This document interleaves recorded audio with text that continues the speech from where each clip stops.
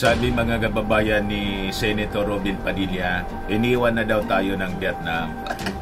Kaya ang sabi niya, mga kababayan dito, iniwan na tayo ng Vietnam. Vietnam, leaving the Philippines in the dust, sabi po ni Senator Robin Padilla.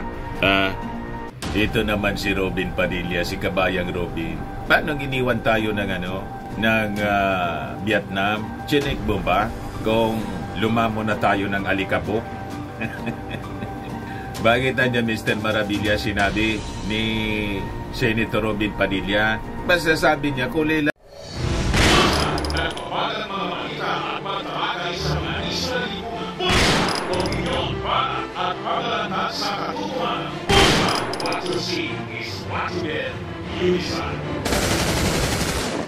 Na daw tayo in terms of economic growth.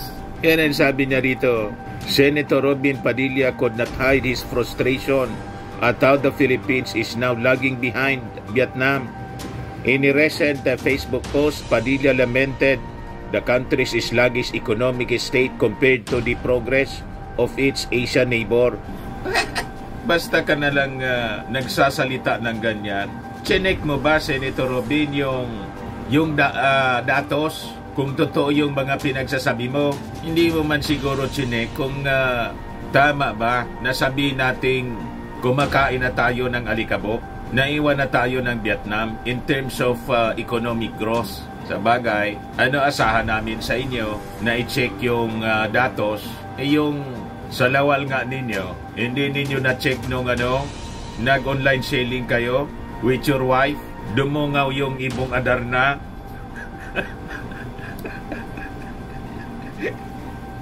Kung yung sa lawal po ninyo, nag-online selling, hindi nyo na-check kung nakasuot yung datos pa sa economy.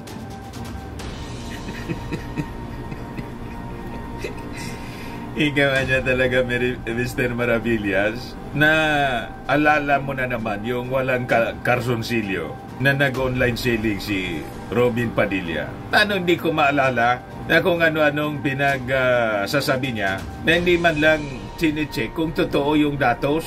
Sasabihin niya, lagging behind na tayo in terms of economic growth. Hindi man po totoong ganon na pinakain na tayo ng alikabok ng Vietnam. Malayo po sa katotohanan. Mamaya ibigay ko sa inyo yung full story mga kababayan. At yung datos, ito kasing mga taga-nausog, mailig po sa fake news. Pag-supporter po ni Maudix, laging fake news po. Hindi makatotohanan. Gusto lang manira. Ito, nga sabi ni Robin Padilla po, kulilat na daw tayo as compared sa economy ng Vietnam. Hindi po totoo yan, mga kababayan. Huwag kayong maniniwala dito kay kabayang Robin Padilla.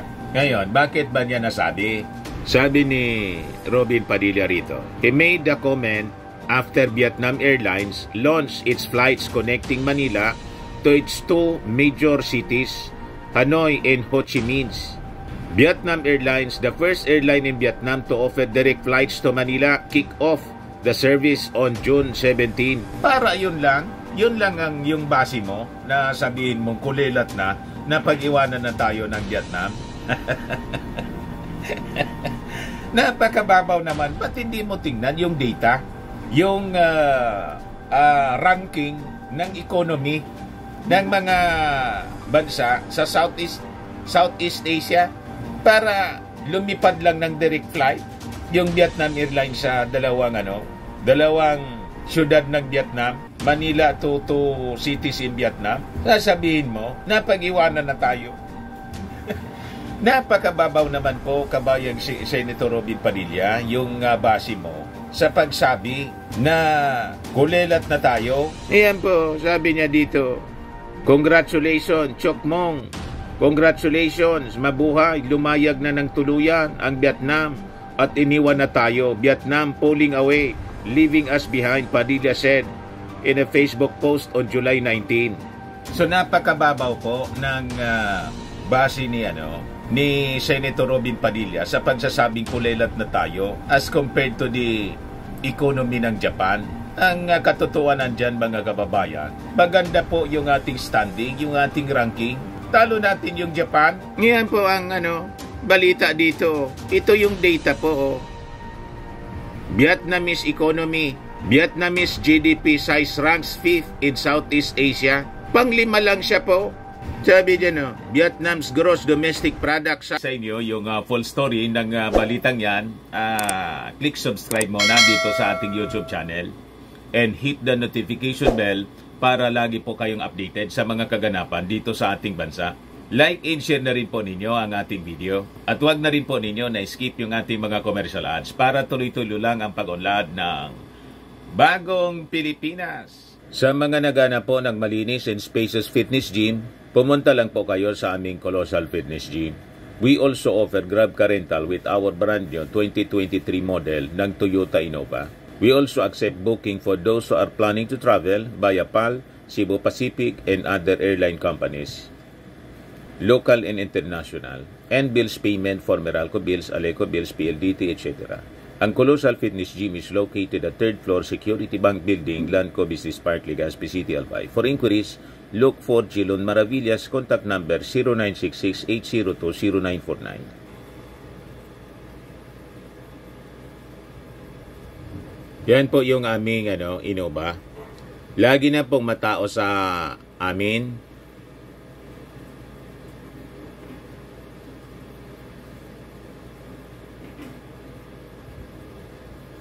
Yan po mga bagong clients namin.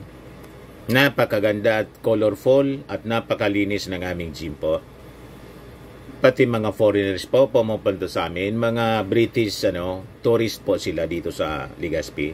Na-set up na rin po yung aming mga brand new gym equipment.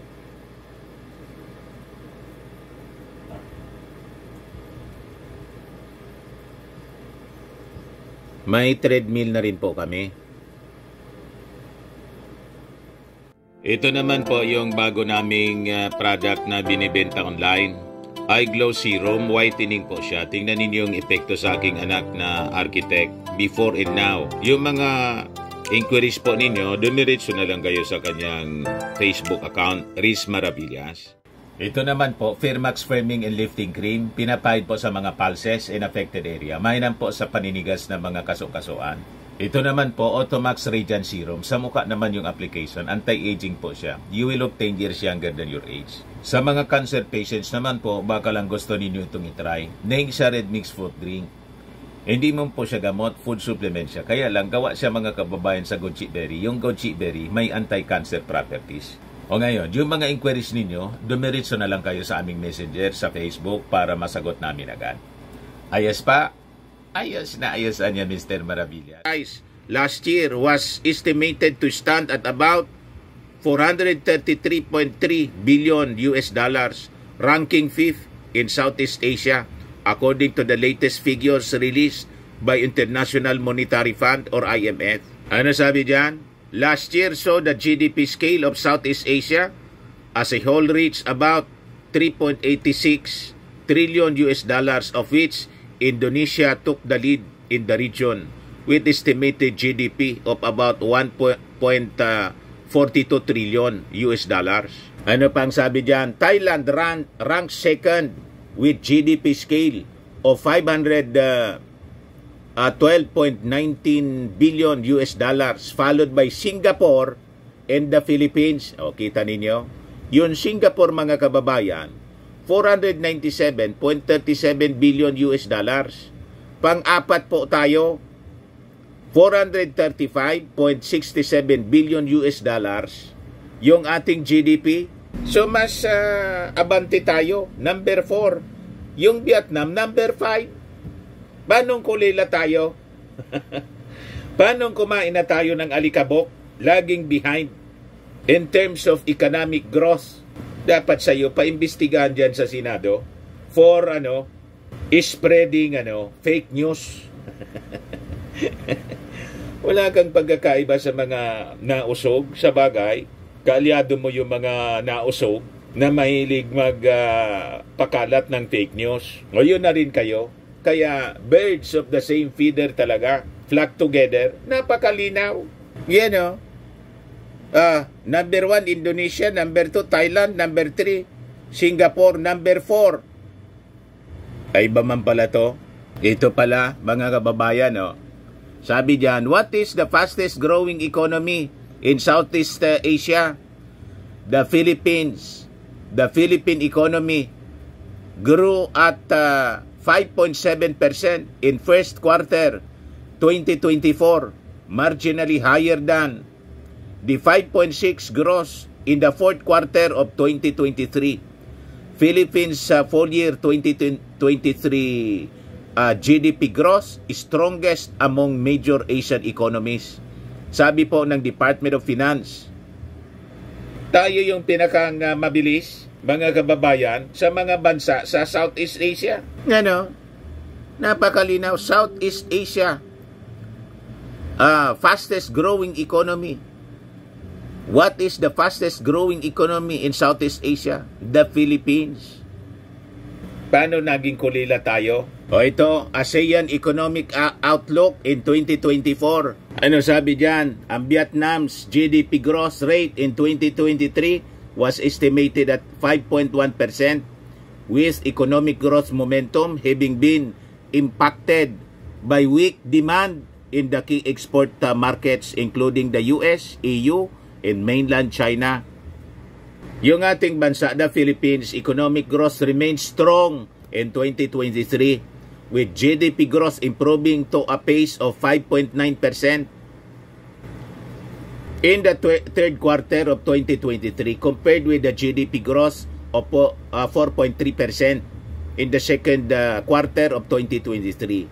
The outlook for 2024 is for continued rapid economic growth helped by expected gradual easing of monetary policy during 2024. Naintindihan mo na kabayang Senator Robin Padilla, nagbiyahe lang yung Vietnam ng 2 beses, Vietnam Airlines, 2 city sa Vietnam, from Manila. Sinabi mo na agad na kulilat na tayo. Napag-iwanan na tayo ng Vietnam. May ganun talaga. Huwag kasi masyado assuming, Senator Robin Padilla. Alam naman namin po ang limitasyon ng inyong pagkaunawa in terms of economy. Pagdating po sa issue ng economy, magtanong ka po sa mga marurunong. Yung kababayan nating congressman, na si Congressman Joey Sarte Salceda, paturo po kayo, magaling yon.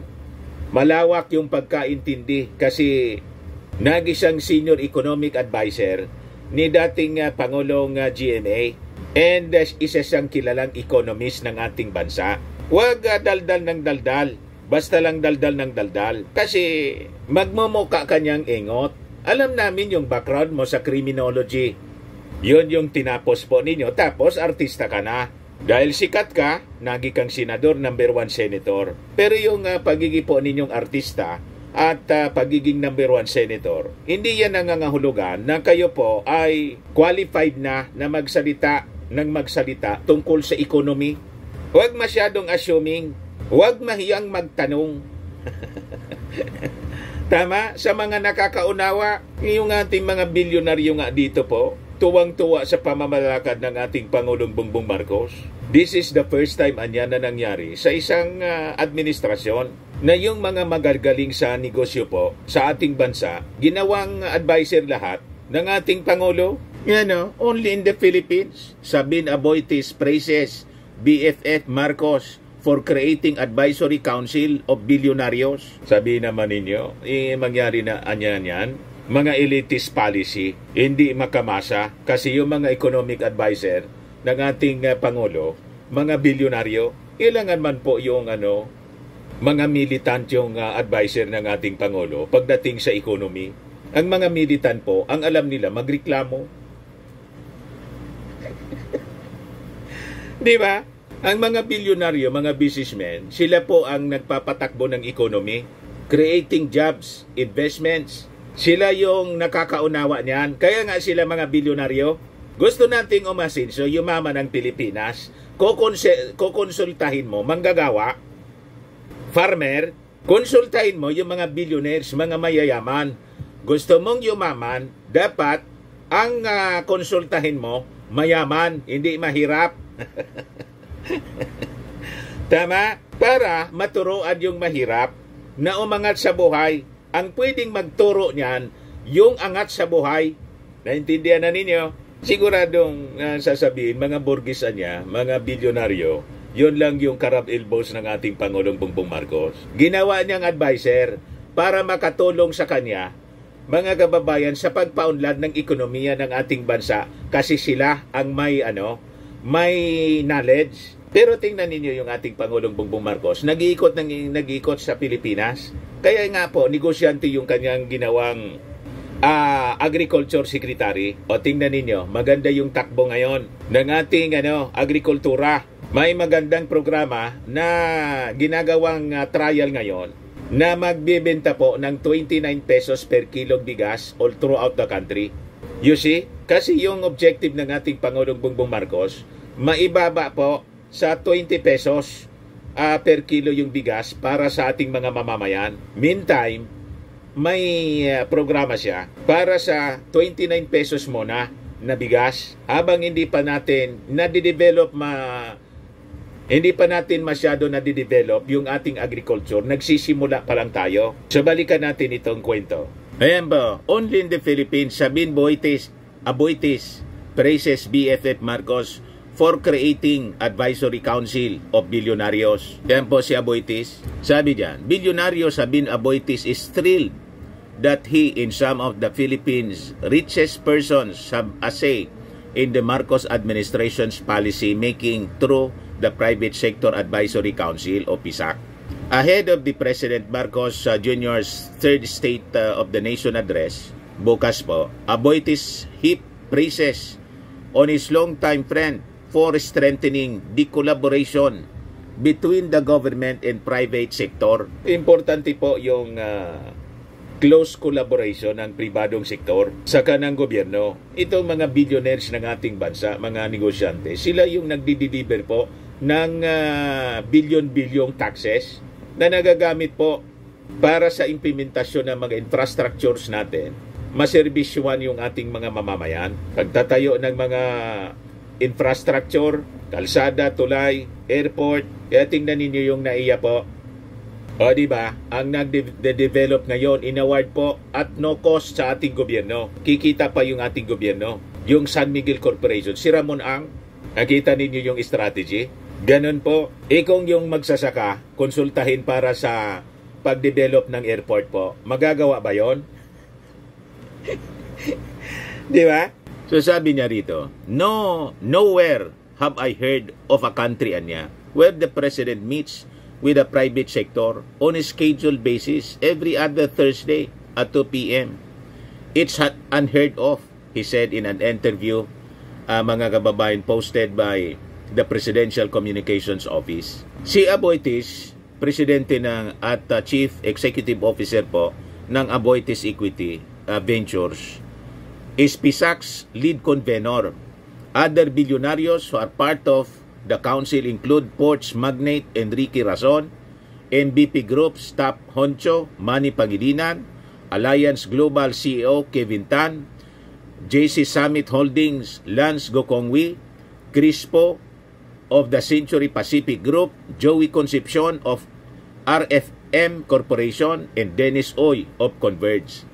PSAC's lead convener said, Marcos is receptive to the council suggestions, particularly on pressing issues anya. He's totally engaged. He's absorbing what's being said by both sides.